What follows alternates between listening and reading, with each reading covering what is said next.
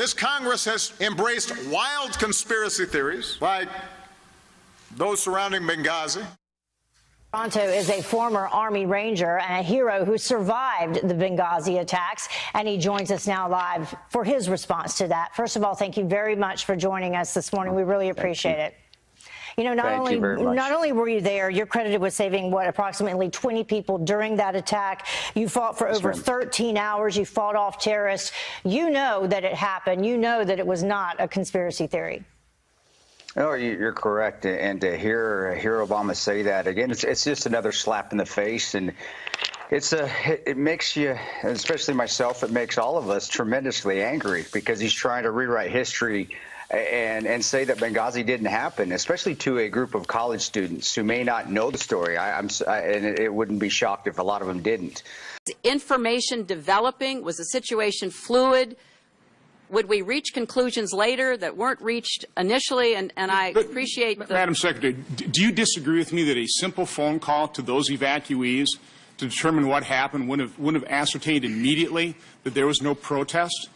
I mean, that was a piece of information that could have been easily obtained. Well, but Senator, within hours, if not days. Senator, you know, when you're in these positions, the last thing you want to do is interfere with any other process going on. I realize that's a good excuse. Number two, well, no, it's the fact. Number two, I would recommend highly you read both what the ARB said about it and the classified ARB, because even today there are questions being raised. Now, we have no doubt they were terrorists, they were militants, they attacked us, they killed our people.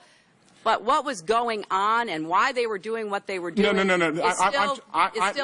Again, we were misled that there were supposedly protests and then something sprang out of that, an assault sprang out of that.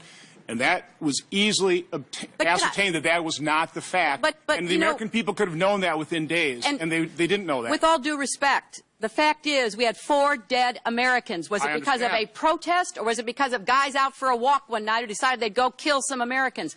What difference at this point does it make? It is our job to figure out what happened and do everything we can to prevent it from ever happening again, Senator. Now, honestly, I will do my best to answer your questions about this, but the fact is that people were trying in real time to get to the best information. The IC has a process, I understand, going with the other committees to explain how these talking points came out. But, you know, to be clear, it is, from my perspective, less important today, looking backwards, as to why these militants decided they did it, than to find them and bring them to justice, and then maybe we'll figure out what was going on in the media. Do you disagree with me that a simple phone call to those evacuees to determine what happened wouldn't have ascertained immediately that there was no protest? Information that could have been easily obtained. The politics of division and resentment and paranoia has unfortunately found a home in the Republican Party. Rejected science, rejected facts on things like climate change.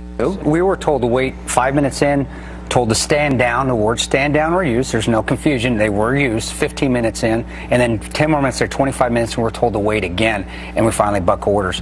It's hard to maintain your composure, but you do. The full truths weren't being told. That's why we did, and why we are telling the truth right now.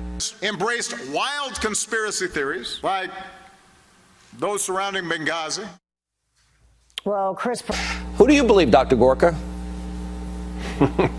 Well, I dedicated my first book, Defeating Jihad, to those 3 brave men who ran towards the sound of gunfire. And let's remember one thing that isn't a conspiracy theory.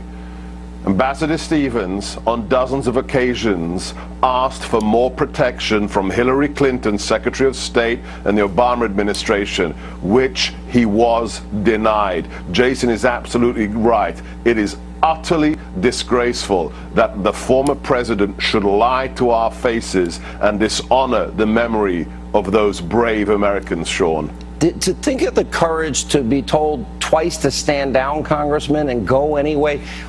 When you disobey an order to protect your fellow Americans, you've given up your career. It's over after that. You know what happened when they actually got home? Those people saved dozens of Americans' lives. When they got home, you know what the State Department, Hillary Clinton's clerk did? They took away their security clearance so that they couldn't get a job. It was unbelievable. Didn't they make them sign non-disclosures? I mean, that's how they treated these guys.